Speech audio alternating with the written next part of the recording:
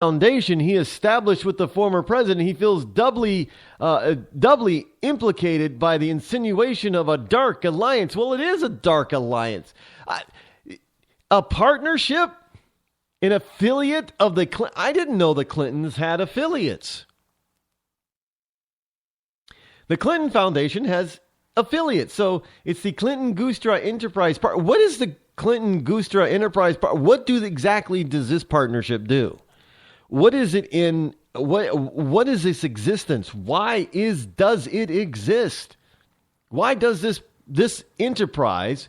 Why does this partnership exist?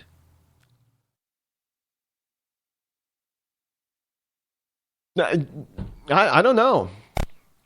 Now, he says we're not trying to hide anything. There are, in fact, 1,100 folks,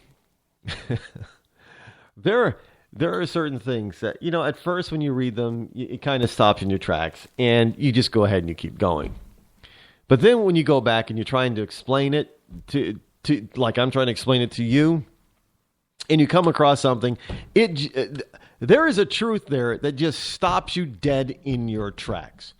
Now, let me go really slow for the people in Rush Limbaugh's Rio Linda. Now, Mr. Gustra, by the way, you spell his name Giustra.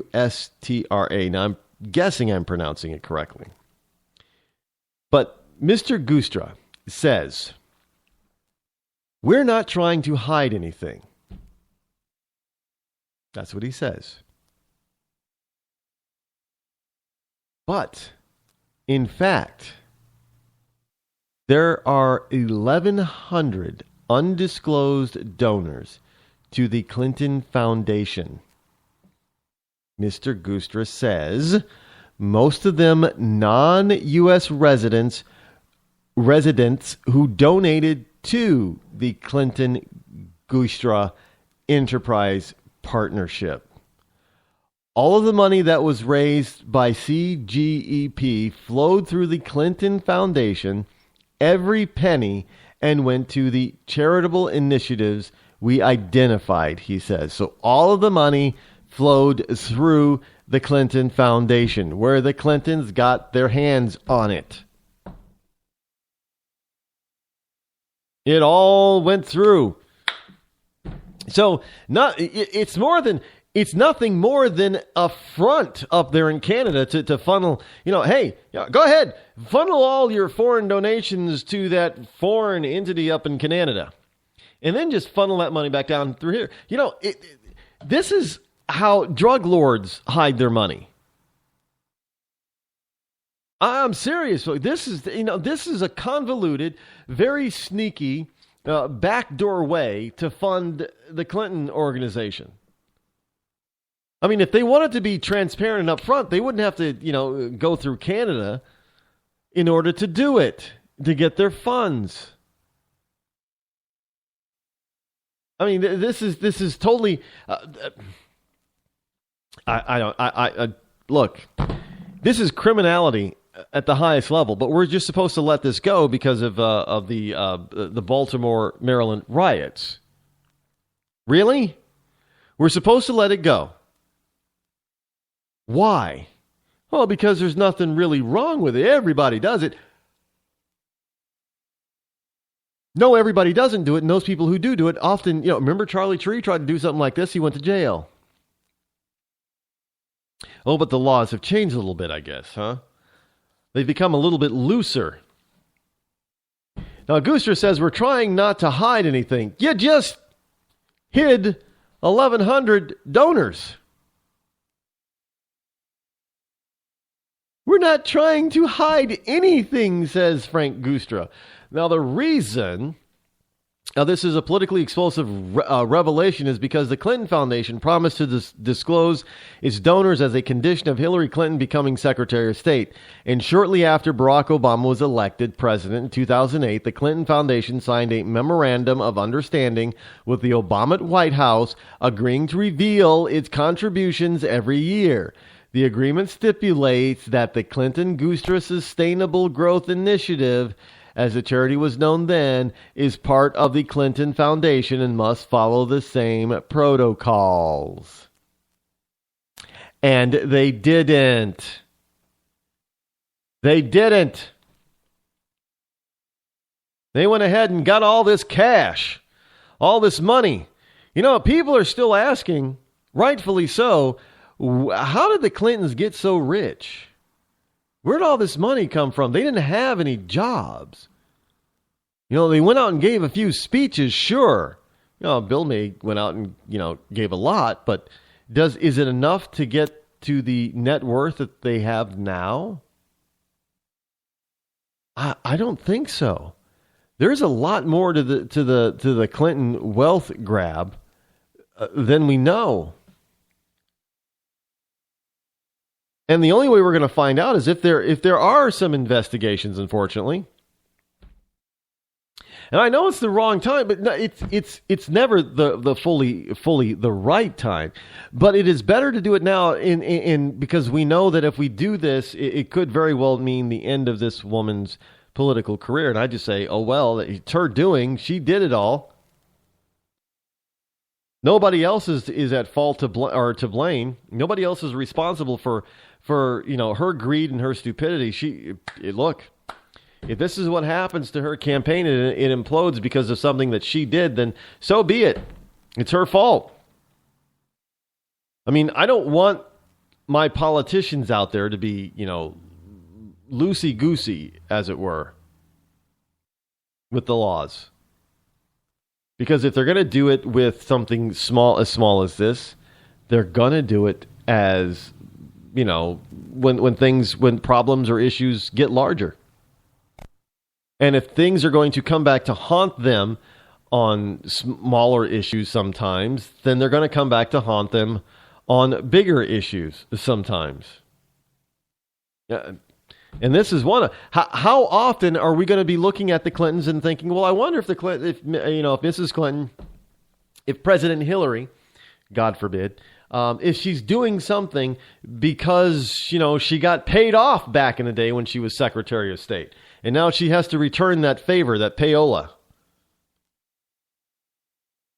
How effective of a leader can she be if that's hanging over her shoulder? Think about it. How effective a leader is Mrs. Clinton going to be if every time there is a policy that comes up, every policy wonk out there is going to begin to ask, well, geez, is this decision payback? Is this decision based on what is right for the country or right for the situation, or is this basically a decision that is coming down on the side of some of the people that bought her influence? That's probably the latter is probably going to be more true more often than not. Plain and simple. She's broken goods. Sure, she's damaged goods, not broken goods, damaged goods. So now she's, in order to deflect, this scandal that that really is important in its scope and its reach as far as she is concerned for the seeking the nomination of the presidency of the United States. Now she's trying to deflect this conversation about the foreign cash and her coming donations coming through foreign subsidiaries of the Clinton Family Foundation. She's trying to deflect it, going back to the riots. How fortuitous, she must be thinking to herself, that there were these riots over the past few days. How fortuitous it is. But she's out there saying something that is inane and stupid. Because she's calling for overhaul of policies of crime politics that were signed and put into place by her husband, President Bill Clinton. Isn't that interesting? The tough on crime policies that emphasize arrest and convictions for relatively minor offenses have failed the country, Democratic presidential candidate Hillary Rodham Clinton said earlier today, leading to overcrowded prisons and too many black men missing from their families and communities. We need to restore balance to our criminal justice system, Clinton told an audience at Columbia University, calling for an end to the era of mass incarcerations.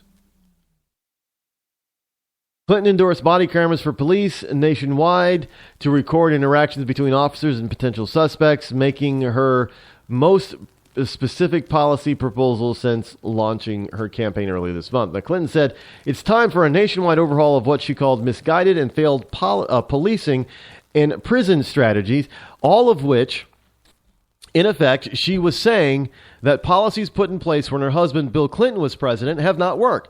Clinton did not mention her husband, of course, or identify exactly which laws and sentencing policies she thought had gone wrong.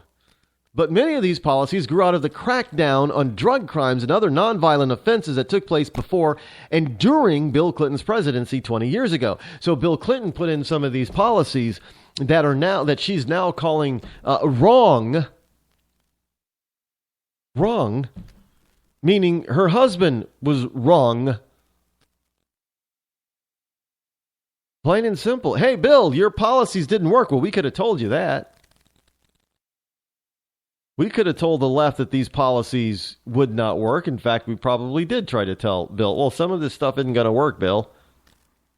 All it's going to do is lock people up for no good reason. And, even though I don't advocate anybody smoking pot, I don't think people who smoke it, I'm not talking about people who grow it and distribute it and, and that kind of, I'm people, everyday people that just smoke it. That should not be a crime, and it should not be punishable by heavy fine and or imprisonment in jail. That is stupid. And we have a lot of people who are incarcerated simply because they used a particular drug. They had no intent of sharing it. They had no intent of selling it. They had no intent of having, large caches of this stuff. But they got caught with some of it. And because the laws, are so intolerant, can't have this, but we're going to be intolerant of drug use. So if we catch you, we're throwing you in jail. Well, why would you? Granted, there are people that, you probably shouldn't smoke pot, and there are people that do. So why would you want to imprison somebody who's really not doing anything? It's kind of like smoking cigarettes. Plain and simple. Well, of course, the left wants to make cigarettes illegal too, but again, that'll be a red herring, something that they can toss out there. We're trying to save people's lives and trying to save people's health. Okay, but how about telling the people the truth? Oh, that can come later. We'll tell you the truth. Yeah.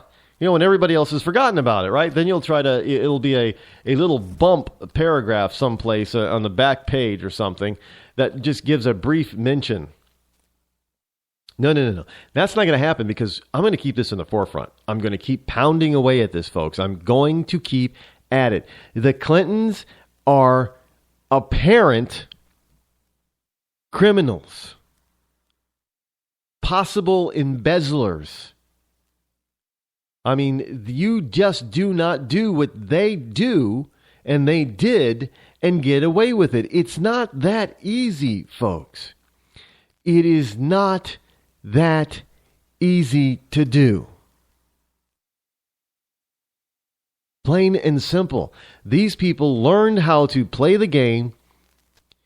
And while they're telling us one thing, they're doing another. Oh, yeah, we're going to be open and transparent. And they're going through foreign operators to get foreign money. And then when they get caught, all they can do is say, oh, we forgot to mention that. Yeah. We'll mention it now. Does it count? No, Mrs. Clinton. It doesn't count because you were trying to hide it before, and you wouldn't have thought to change it, to disclose it, if you didn't have to. You know, the American people are beginning to look beyond the facade. They're beginning to look to the truth. They're beginning to look to reality. In other words, they're beginning to look at the depth of things, not just the facade.